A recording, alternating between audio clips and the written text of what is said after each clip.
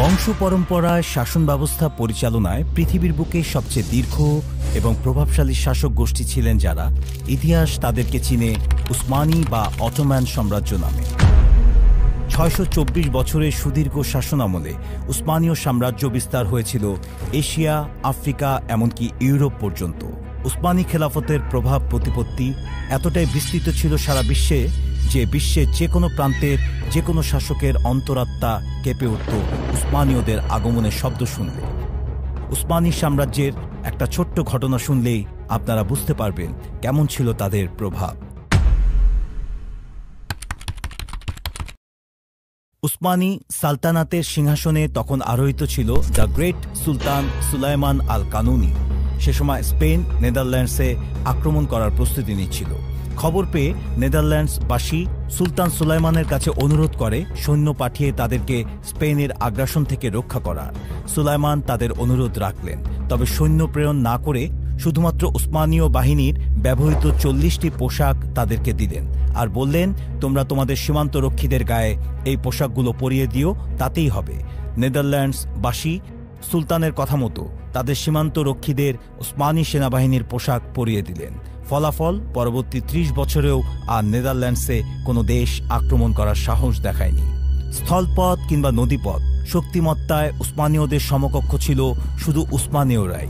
ইসলামী খেলাফতের সর্বশেষ ঝান্ডাবাহী এই সাম্রাজ্যের মূল নীতি ছিল সমগ্র বিশ্বে ইসলামের পতাকা উত্তোলন করা এবং সুশাসন প্রতিষ্ঠা করা। ইতিহাস ঘাটলে জানা যায় উসমানী সালতানাতের প্রতিষ্ঠাতা ছিলেন বিখ্যাত বীর উসমান বিন আর্তুগ্রুল। কিন্তু এই সাম্রাজ্যের ভিত্তিপ্রস্তর যিনি তৈরি করে দিয়েছিলেন, যিনি ছিলেন বিশ্বের বুকে আবার ইসলামের পতাকা উত্তোলন করে তোলার স্বপ্নদ্রষ্টা, তিনি হচ্ছেন উসমানের মহামান্য পিতা আর্তুগ্রুল। বিশ্বখ্যাত এই মহাবীর যোদ্ধার হাত ধরেই রচিত হয়েছিল ইতিহাসের নতুন এক অধ্যায়। তবে মুখে বলা যতটা সহজ, বিষয়টা কিন্তু ততটা সহজ ছিল না, কেননা সে সময় সমগ্র ইউরোপ এবং আরবের বিশাল ভূখণ্ড ছিল ক্রুসেডারদের হাতে জিম্মি। অপরদিকে মঙ্গলদের আগ্রাসন এশিয়া মাইনর ছাড়িয়ে এগিয়ে চলছিল আফ্রিকা পানে। আফ্রিকায় গুটি কয়েক রাজ্য যাও মুসলমানদের কবজায় ছিল, কিন্তু সেগুলোতেও ছিল শিয়াদের আধিপত্য। মোট কথা, সে সময় পৃথিবীর কোনো প্রান্তেই মুসলমানদের নিরাপত্তা ছিল না নিশ্চিন্তে এক রাত ঘুমানোর জন্য স্থান। ধর্মপ্রাণ মুসলমানেরা যাযাবরের মতো ঘুরে বেড়াত এ মাথা থেকে ও মাথা। ঠিক এমনই এক ক্রান্তি লগ্নে পৃথিবীতে আগমন ঘটে ইতিহাসের মহানায়ক আর্তুগ্রুল গাজীর। সময়ের পাতায় তখন 1200 সাল। আর্তুগ্রুল গাজী যে বংশে জন্মগ্রহণ করেন তা তুর্কি জাতিরই একটি শাখা ছিল, নাম ওগোস। ঐতিহাসিকগণের মতে সে বংশে অনেকগুলো গোত্র ছিল। আর্তুগ্রুল গাজীর গোত্রের নাম ছিল কাতি বা কাবি। সে গোত্রের প্রধান ছিলেন আর্তুগ্রুলের পিতা সুলাইমান শাহ, যার আরেকটি নাম ছিল কুন্দুজ বে। সেলজুক শাসনামলে সুলাইমান শাহ ইরান ভূখণ্ডের বেশ কিছু অঞ্চলের জায়গিরদার ছিলেন, কিন্তু মঙ্গলদের কালো থাবায় সে অঞ্চলের রাজত্ব হারায় সুলাইমান শাহ। পরাজিত সুলাইমান শাহ তার পরিবার ও গোত্রের লোকদের নিয়ে পাড়ি জমান অজানার উদ্দেশ্যে। সাথে ছিল কিছু খাবার দাবার, অস্ত্র এবং তাঁবু। চলতে চলতে তারা যাত্রাবিরতি দেয় আর্মেনীয় রাজ্যের একটি মরুভূমিতে, কিন্তু সেখানেও চলছিল যুদ্ধ লেগে আছে কারামানের সেলজুকি সুলতান আলাউদ্দিন ও তার শত্রুদের মধ্যে। এই অঞ্চলে থাকতে হলে কোনো একটি পক্ষকে বেছে নিতে হবে তাদের। সুলাইমান শাহ বিবদমান দুই পক্ষের পরিচয় জেনে শেষে সুলতান আলাউদ্দিনের পক্ষ বেছে নিলেন। এরপর থেকে আশপাশে কোথাও যুদ্ধ হলে তিনি সুলতানকে দলবল নিয়ে সাহায্য করতেন। যুদ্ধ শেষে কিছু বিনিময় নিয়ে ফিরে আসতেন। এভাবে বেশ কিছু বছর কাটানোর পর গোত্রের সবাই এমন জীবনে বিরক্ত হয়ে ওঠে। সবাই মিলে সিদ্ধান্ত নেয় আর্মেনিয়া ছেড়ে আরও সামনের দিকে অগ্রসর হবে। যদি সেখানে কোনো মুসলিম রাজ্য পায় তাহলে বসবাস শুরু করবে সেখানে। সুলাইমান শাহ তার গোত্র নিয়ে আবার সামনের দিকে অগ্রসর হতে থাকেন, কিন্তু প্রতিমধ্যে ফোরাত নদী পড়লে তা পার হওয়ার সময় সুলাইমান শাহ ডুবে যায় এবং মৃত্যুবরণ করেন। গোত্রপ্রধানের মৃত্যুতে সকলেই ভীষণ ভেঙে পড়ে।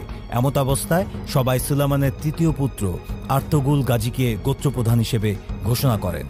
আর্তুগ্রুল গাজী সিদ্ধান্ত নেন যেখান থেকে এসেছেন সেখানেই ফিরে যাবেন, কিন্তু আর্তুগ্রুলের বড় দুই ভাই তাতে রাজি হয়নি। অবশেষে তার দুই ভাই অল্প কিছু সাথী সঙ্গী নিয়ে পূর্ব দিকে রওনা হয়। পরবর্তীতে তাদের ভাগ্যে কি ঘটেছিল তা আর জানা যায়নি। এদিকে আর্তুগ্রুল গাজী পিতার মরদেহ ফোরাত নদীর তীরে দাফন করেন এবং গোত্রের বাকি সদস্যদের নিয়ে পূর্বের মরুভূমিতে ফিরে আসেন। ফেরার পথে পারস্যের এক পাহাড়ের পাদদেশে যাত্রাবিরতি করেন তারা। পরদিন সকালে পাহাড় থেকে খানিক দূরে সমতল থেকে যুদ্ধের আওয়াজ শুনতে পেলেন আর্তুগ্রুল গাজী। সঙ্গীদের নিরাপদ দূরত্বে রেখে তিনি দেখতে পেলেন অদূরে যুদ্ধ চলছে দুটি সশস্ত্র গোষ্ঠীর মধ্যে। সকাল গড়িয়ে সন্ধ্যা পর্যন্ত চলল যুদ্ধ। আর্তুগ্রুলের সঙ্গে তখন কয়েকশো ঘোড়সাওয়ার দল, কিছু অস্ত্রশস্ত্রও আছে তাদের সঙ্গে। রাত পেরিয়ে ভোর হল, সকাল থেকে আবারও যুদ্ধ শুরু হলো। নিরাপদ দূরত্ব থেকে যুদ্ধের দৃশ্য দেখছেন আর্তুগ্রুল গাজী। কোনটি কার পক্ষে বা কেন এই যুদ্ধ, বিস্তারিত কিছুই জানা নেই তার। ধীরে ধীরে তলোয়ারের ঝনঝন শব্দ এবং ঘোড়ার অস্থির চিৎকারে পরিবেশ ভয়ঙ্কর হয়ে উঠছে। ধূলিঝড়ে সবকিছু অস্পষ্ট। আর্তুগ্রুল গাজী দেখতে পেলেন যুদ্ধে ক্রমেই দুর্বল হয়ে পড়ছে একটি পক্ষ, অন্য পক্ষ তখন প্রবল উত্তেজনায় হামলে পড়ছে। আর্তুগ্রুল গাজী সিদ্ধান্ত নিলেন নীরবে বসে না থেকে দুর্বল দলটিকে সাহায্য করা দরকার। প্রয়োজনীয় অস্ত্র এবং ঘোড়সাওয়ার সঙ্গীদের নিয়ে যুদ্ধের মাঠে দুর্বল দলটির পক্ষে যোগ দিলেন তিনি। জয়ের কাছাকাছি চলে যাওয়া বাহিনীকে তিনি এবং তার দল পরাজয়ের ঘোরে ফেলে দিলেন। মুহূর্তে উদ্দীপনা ফিরে পেল দুর্বল পক্ষের সৈন্যরা। তারা পূর্ণ দমে ঝাঁপিয়ে পড়ল শত্রুপক্ষের উপর। কিছুক্ষণের মধ্যে পাল্টে গেল যুদ্ধের হিসাব নিকাশ। পরাজয়ের দ্বার প্রান্তে থাকা সৈন্যদের আক্রমণে রণাঙ্গন ছেড়ে পালাতে বাধ্য হল অন্য দলটি। যুদ্ধ শেষে আর্তুগ্রুল গাজী জানতে পারলেন যে বাহিনীর পক্ষে লড়াই করে তিনি জয় ছিনিয়ে এনেছেন সেটি সেলজুকি সুলতান আলাউদ্দিনের সেনাদল। সুলতান আলাউদ্দিন সেলজুকি সুলতান মালিক শাহের মৃত্যুর পর নিজের প্রদেশ ও অঞ্চলের সীমানা প্রসারে অভিযান চালাচ্ছিলেন। এই যুদ্ধ ছিল সেটিরই অংশ। কিছু ঐতিহাসিক দাবি করেন এই যুদ্ধে অন্য পক্ষটি ছিল বাইজেন্টাইন সাম্রাজ্যের একটি সেনাদল। যুদ্ধে নিশ্চিত পরাজয় থেকে রক্ষা করায় সুলতান আলাউদ্দিন আর্তুগ্রুল গাজী ও তার দলকে পুরস্কৃত করলেন।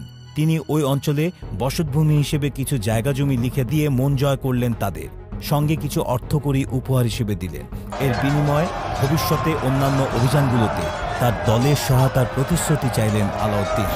সুলতানের এমন অভ্যর্থনা ও সম্মানে আর্তুগ্রুল গাজী এবং তার সঙ্গীরা ভীষণ খুশি হল। সঙ্গীদের নিয়ে তিনি সেখানে থেকে যেতে মনস্থির করলেন। এক নতুন জীবন শুরু করলেন আর্তুগ্রুল গাজী ও তার সঙ্গীরা। দিনে দিনে সুলতান আলাউদ্দিনের কাছে কদর বাড়তে থাকল আর্তুগ্রুল ও তার দলটি। কোথাও যুদ্ধ ও অভিযানের খবর এলে সুলতান ডেকে পাঠান তাদের। প্রতিটি জয়ের পর আরও বেশি ভূসম্পত্তি দিয়ে পুরস্কৃত করেন এই তুর্কি ঘোড়সাওয়ারদের। দেখতে দেখতে আর্তুগ্রুলের মালিকানা চলে আসে ৪,৮০০ বর্গ কিলোমিটারের বিশাল ভূখণ্ড। আর্তুগ্রুল যে সমস্ত যুদ্ধে আলাউদ্দিনকে সাহায্য করেছিল তার মধ্যে মঙ্গলদের সাথে লড়াই ছিল অন্যতম। মঙ্গলদের সাথে সেই লড়াইয়ে আর্তুগ্রুলের রণকৌশল ও বীরত্বে মঙ্গলরা পিছু হটতে বাধ্য হয়। এর মধ্যে আর্তুগ্রুল বিবাহসূত্রে আবদ্ধ হন। তার স্ত্রী ছিলেন সেলজুক সাম্রাজ্যের সুলতান আলাউদ্দিনের পুত্র শাহজাদা নোমানের কন্যা হালিমা খাতুন। আর্তুগ্রুল ও হালিমা খাতুন দম্পতির ঘরে একটি পুত্র সন্তানের জন্ম হয়, যার নাম রাখা হয় উসমান খান।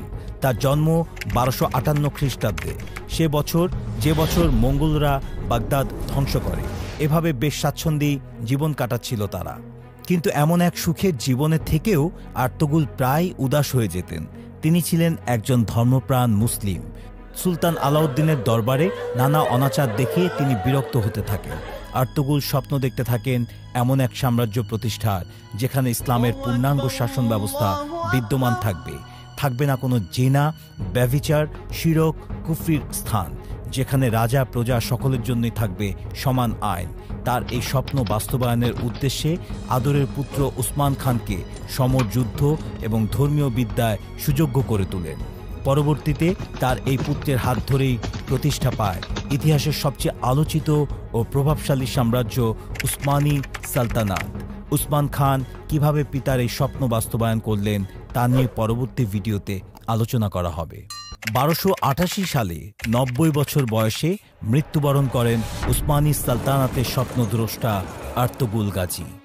সোগত অঞ্চলে তাকে দাফন করা হয়, যেখানে আজও লাখো লাখো মানুষ উপস্থিত হয় জিয়ারতের উদ্দেশ্যে।